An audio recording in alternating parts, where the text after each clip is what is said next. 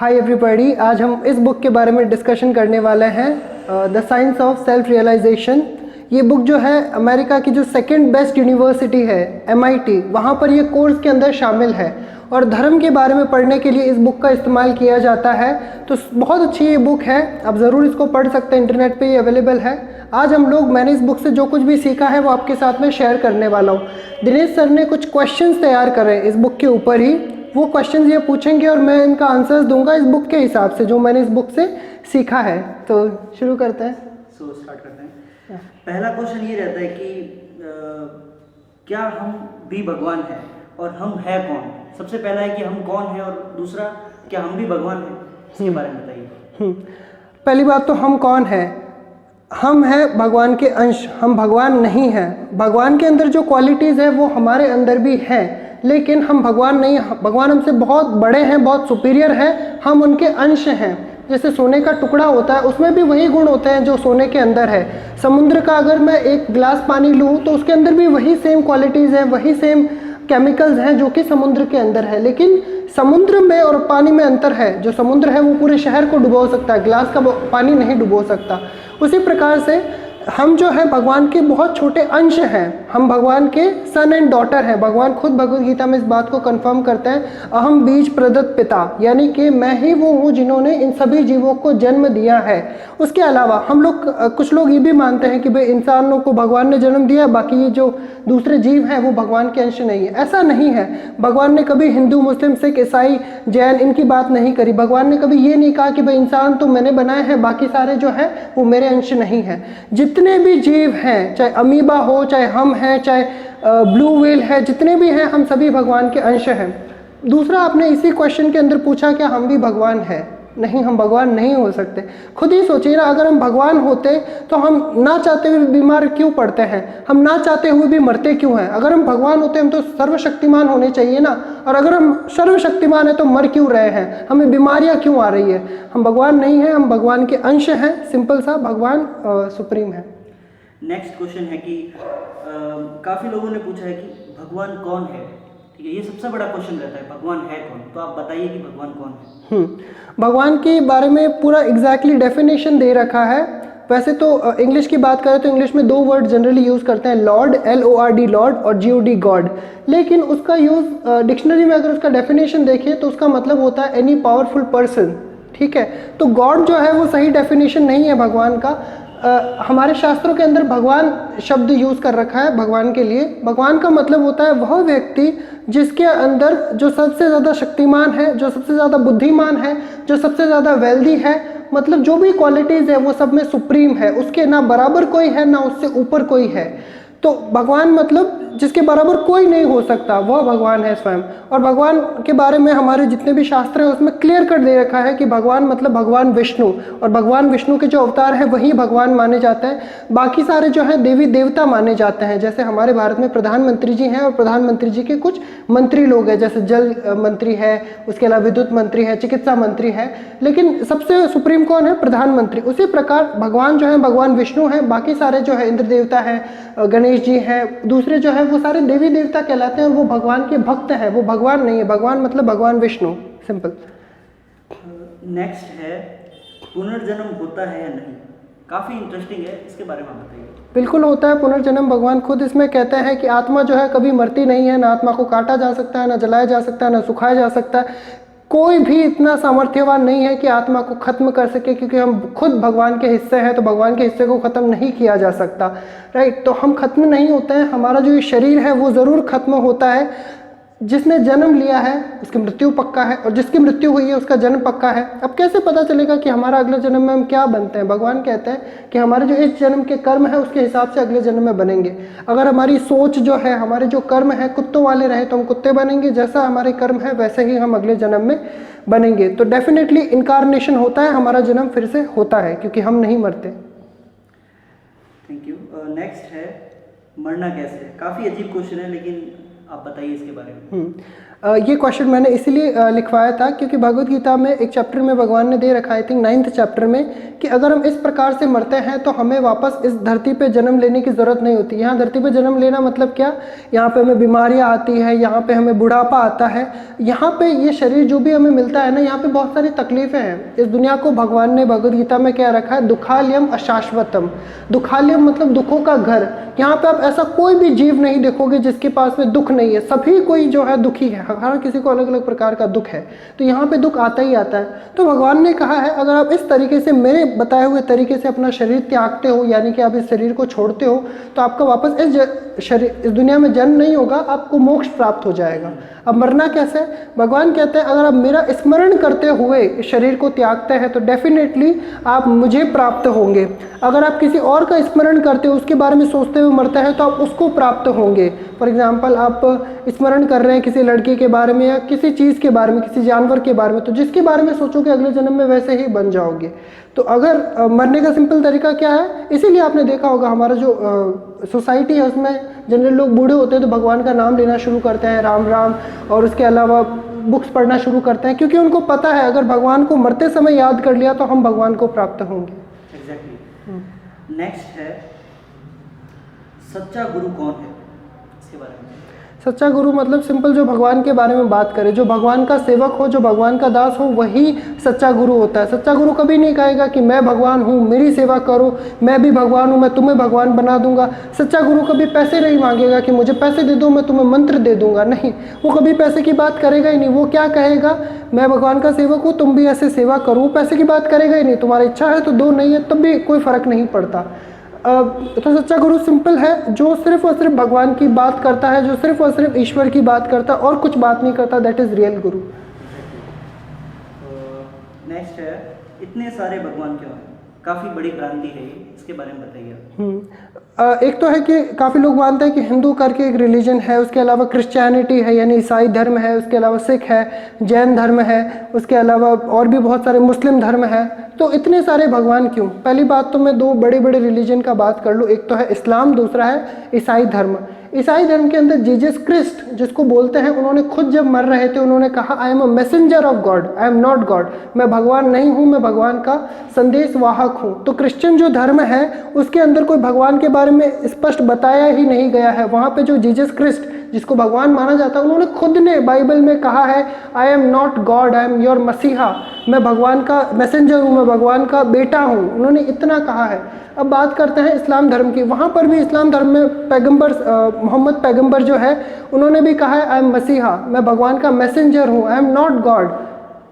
वो हिंदू धर्म में भी सिर्फ एक ही है भगवान कृष्ण जिन्होंने कहा है आई एम गॉड, बाकी जितने भी देवी देवता उन्होंने नहीं कहा। भगवान कृष्ण मतलब भगवान विष्णु के अवतार, तो भगवान मतलब भगवान विष्णु, सिंपल। नेक्स्ट है धर्म क्या है, धर्म के बारे में बताइए आप। धर्म अगर इंग्लिश में इसका वर्ड का देखें तो रिलीजन करके आता है, रिलीजन मतलब धर्म। और रिलीजन का डेफिनेशन देखें अपन डिक्शनरी में तो कहते हैं रिलीजन मतलब कि एक प्रकार का विश्वास, कि हाँ मुझे इसमें विश्वास है, तो वो होता है रिलीजन। लेकिन हमारा जो सनातन धर्म है इसके अंदर धर्म अलग है, रिलीजन अलग है। क्योंकि फेथ जो होता है, कोई कहता है मैं विश्वास करता हूँ इसके ऊपर, भाई अगर तुम इस पर विश्वास करते हो कल को उस पर कर लोगे तो वो कोई धर्म नहीं हुआ। धर्म मतलब क्या, जो कभी बदलता नहीं है। धर्म मतलब आपका ड्यूटी, आपका कर्तव्य। जैसे आप क्षत्रिय हो तो आपका धर्म क्या है, प्रजा की रक्षा करना। आप ब्राह्मण हो तो शिक्षा देना। उसके अलावा वैश्य हो तो आपका है कि व्यापार करना। तो धर्म जो है अलग अलग होता है सभी के लिए। और ये जो धर्म हमने बना रखे हैं हिंदू मुस्लिम, ये सारे धर्म नहीं है, ये सिर्फ विश्वास है। अगर कोई आज मानता है कि मैं मुस्लिम हूँ तो कल को वो हिंदू मान सकता है, कल को हिंदू मुस्लिम मान सकता है। तो ये कोई धर्म नहीं होते। उसके अलावा जितने भी जीव हैं उनका एक धर्म है। हालांकि अलग अलग धर्म भी है हमारे, जैसे मैं अध्यापक हूँ तो मेरा धर्म पढ़ाना है, अच्छे से पढ़ाना है। लेकिन एक जो है वो सभी जीवों का धर्म है, वो क्या है, भगवान की सेवा करना। क्योंकि हम भगवान के हिस्से हैं, हम भगवान के अंश हैं, हम भगवान के सन एंड डॉटर हैं। तो इसीलिए हमारा धर्म क्या है कि भगवान की सेवा करना, सिंपल। तो धर्म मतलब भगवान की सेवा करना, दैट इज़ इट। और भगवान की सेवा कैसे करनी है, भगवान खुद भगवद गीता में कहते हैं, कुछ लोग संस्कृत में मुझे याद नहीं आ रहा, लेकिन सिंपल सा भगवान ने एक बता रखा है कि मेरा अगर आप नाम स्मरण करते हो, अगर आप जो भी खाते हो खाने से पहले मुझको अर्पण करके खाते हो। अब भगवान को ऐसे कोई नीड नहीं है कि यार तुम खाना खाओ तो भगवान को अर्पण करो। इससे होता क्या, हम जब भगवान को प्यार चाहिए, एक्चुअली कहते हैं भगवान भावना के भूखे होते हैं। तो जब हम भगवान को अर्पण करते हैं तो भगवान को प्यार चाहिए आपसे, क्योंकि he is your father, right. उनको आपसे कुछ चाहिए नहीं। तो अगर आप भगवान को रिमेंबर करते हो, उनको भोग लगा कर खाना खाते हो, उनको नमस्कार करते हो, वही भगवान की सेवा और कुछ भी नहीं। भगवान नहीं चाहते यार कि अब उनको बड़ी बड़ी कारें, ये अगरबत्तियाँ या बड़े बड़े महल मंदिर, कहाँ है भगवान ने तो ये कहा है कि आप मुझे अगर एक पानी का ग्लास भी देते हो या फिर एक पत्ता तोड़ करके पत्ता भी ऑफर करते हो, लेकिन अगर प्यार से करते हो तो मैं इसको एक्सेप्ट करता हूँ। भगवान ने लिटरली कहा है पत्रम पुष्पम फलम तोयम, ये 4 चीज़ें हैं, मतलब पत्ता, पानी, फूल या फिर कुछ और चीज़ अगर आप प्यार से उनको ऑफर करते हो वो ज़रूर एक्सेप्ट करते हैं। नेक्स्ट है, मांसाहार खाना सही है नहीं, इसके बारे में बताइए आप। सबसे ज़्यादा मांसाहार जो खाते हैं वो ईसाई धर्म वाले लोग करते हैं, जबकि बाइबल में अगर आप पढ़ो तो बाइबल में जीसस क्रिस्ट ने 10 चीज़ें बताई, 10 नियम बताए थे। जैसे बिश्नोई वाले जो है उनमें 20 नोई यानी 29 उन्होंने नियम बताए कि भाई इन चीज़ों का पालन करो। उसी प्रकार ईसाई जो धर्म है उसमें 10 कमांडमेंट्स मतलब 10 उनको सूत्र बताए कि ये चीज़ों का पालन करना है। उसमें से एक है दाउ शैल नॉट किल, यानी कि आपको किसी की मारना नहीं है, आपको किसी को मारना नहीं है, वो उन्होंने स्पष्ट बता रखा है। लेकिन क्रिश्चियन लोगों ने क्या किया, जो किल है, किल को हटा करके मर्डर शब्द वहाँ पे डाल दिया। मर्डर तो इंसानों के लिए प्रयुक्त होता है, जानवरों के लिए और सभी के लिए बाकी किल आता है। तो अब उन्होंने क्या किया, वो किसी की हत्या करना पाप समझता है लेकिन जानवरों को वो मार सकते हैं, और वो ये भी मानता है कि हम जो इंसान हैं वही भगवान के मतलब बच्चे हैं, बाकी जो हैं वो भगवान के बच्चे नहीं है, वो उनका ऐसा ईसाई लोगों का मानना है। तो मांसाहार जो है भगवान ने बिल्कुल स्पष्ट कहा है कि नहीं खाना है, और ये जो मांसाहार वगैरह करते हैं ये तामसिक लोग कहलाते हैं, सात्विक नहीं कहलाते। जो राजसिक है और जो तामसिक है वो मांसाहार खाता है। मांसाहार खाने की ज़रूरत नहीं, भगवान ने ये अवॉइड करने के लिए कहा। इनफैक्ट भगवान ने ये भी कहा है कि जो सात्विक लोग होते हैं, ये जो दूसरी चीज़ें हैं, जो नशा, एक प्रकार का नशा होती है, जैसे चाय है, चाय के अंदर भी कैफीन है, कॉफ़ी के अंदर भी है, ये जो आप पेप्सी वगैरह पीते हैं, ये सारी चीज़ें जो इससे नशा लगता है। तो भगवान ने कहा जो भी चीज़ आपको नशे में डाल दे, जो मादक पदार्थ है, वो नहीं खाना है। तो यार मांसाहार तो बिल्कुल भगवान ने मना किया, नहीं खाना है। और एक और चीज़, आजकल जितने बड़े बड़े एथलीट हैं वो भी आजकल नहीं खाते। विराट कोहली है, बड़े बड़े जो और हैं, वो उन्होंने भी खाना बंद कर दिया मांसाहार, और वो बिल्कुल फिट है। विराट कोहली तो दुनिया में सबसे ज़्यादा फिट माने जाते हैं। एग्जैक्टली। नेक्स्ट है, मेडिटेशन कैसे करें? हाँ, मेडिटेशन सिंपल सा है। मेडिटेशन का एक बहुत सारे उद्देश्य होता है, लेकिन एक सबसे बड़ा उद्देश्य होता है माइंड को पीसफुल करना, माइंड को शांत करना। तो जो अलग अलग युग हैं, जैसे सबसे पहला सतयुग, उसके बाद त्रेता, उसके बाद द्वापर, और अभी जो चल रहा है वो है कलयुग। तो हर युग के अंदर अलग अलग प्रकार बता रखे हैं कि अगर आप ऐसे से ध्यान करोगे तो आपको मुक्ति प्राप्त हो जाएगी। जैसे सतयुग के अंदर था तो तपस्या करते थे, उस समय उम्र बहुत ज़्यादा होती थी, 1 लाख साल होती थी, तो उस समय 60-60 हज़ार साल भी लोग तपस्या करते थे। उसके बाद नेक्स्ट के अंदर त्रेता के अंदर 1000 साल हो गई, उसके बाद नेक्स्ट के अंदर त्रेता के अंदर 10,000 साल हो गई, लाख, फिर 10,000, फिर 1000 साल हो गई द्वापर के अंदर, और अभी जो कलयुग है ज़्यादातर मैक्सिमम लोग 100 तक पहुँचते हैं, 100 तक भी नहीं पहुँचते हैं, मतलब 70-80 तक चलते हैं। तो हाँ, मेडिटेशन का आपने पूछा, मेडिटेशन का इसमें सिंपल बता रखा है कि कलयुग में सिर्फ और सिर्फ भगवान का नाम लेने से ही आपको मुक्ति मिल जाएगी, सिर्फ भगवान का नाम लेने से ही, और आपको कुछ करने की ज़रूरत नहीं है। तो अगर आपके पास में ये माला है, अगर इस प्रकार की कोई भी माला हो जिसमें 108 मोती हो, तो आपको कैसे मेडिटेशन करना बताया। तो ये राइट हैंड लेना है, ये वाली जो अंगुली है ये टच नहीं करना है, इसको आप ऐसे रख सकते हैं, ठीक है। अब ये जो सबसे ऊपर वाला मोती है जिसके ऊपर गांठ लगा है, इसके ऊपर एक मंत्र होता है, वो आपको बोलना होता है। और उसके अलावा ये जो बाकी के 108 मोती है, ये 109 नंबर होता है ऊपर वाला, और ये जो 108 है इसके ऊपर एक मंत्र होता है जो मैं आपको बोल करके बता रहा हूँ, और स्क्रीन के ऊपर भी मैं ये लिख दूंगा। इट इज़ हरे कृष्णा कृष्ण कृष्णा हरे हरे, हरे राम राम राम हरे हरे। इस प्रकार से ये आपको वापस नेक्स्ट पे वापस गए, हरे कृष्णा कृष्ण कृष्णा हरे हरे, हरे राम राम राम हरे हरे। तो सिंपली कलयुग के अंदर तो ये बता रखा है कि सिर्फ आप इसका अगर चैंटिंग करते हैं तो भी वो इनफ है मुक्ति हासिल करने के लिए। नेक्स्ट है, अपराध क्यों होते हैं और इसे कैसे कम किया जा सकता है? अपराध होते हैं जब मन के अंदर जो हमारे पाप होता है ना, उसके कारण हम लोग अपराध करते हैं। अगर हम मन से साफ है, मन के सच्चे हैं, तो हम अपराध नहीं कर सकते। अब मन हमारा दूषित क्यों है? क्योंकि हम बहुत सारी गलत चीज़ें करते हैं, जैसे मांसाहार करना, इलिसिट सेक्स करना, यानी कि शादी इससे हो रखी है लेकिन बाहर भी काफ़ी सारे अफेयर चल रहे हैं, नशा करते हैं, तो जो गलत चीज़ें करते हैं उसके कारण हमारा मन दूषित हो गया है। और दूषित 4 चीज़ों के कारण होता है, एक तो मांसाहार के कारण, एक जो है नशा करने के कारण, एक को है वो सट्टेबाजी के कारण, और चौथा है इलिसिट सेक्स यानी वाइफ के अलावा जो हम किसी के साथ अफेयर करते हैं उसके कारण हमारा मन दूषित हो जाता है। अब इसको स्वच्छ कैसे करना है? सिंपल, अगर आप इसको मेडिटेशन करते हैं, meditation is enough to make your heart pure. आपका हार्ट जो है अपना प्योर हो जाएगा। आप ये करके देखिए महीने भर के लिए। मैं खुद करता हूँ इसीलिए आपको बता रहा हूँ।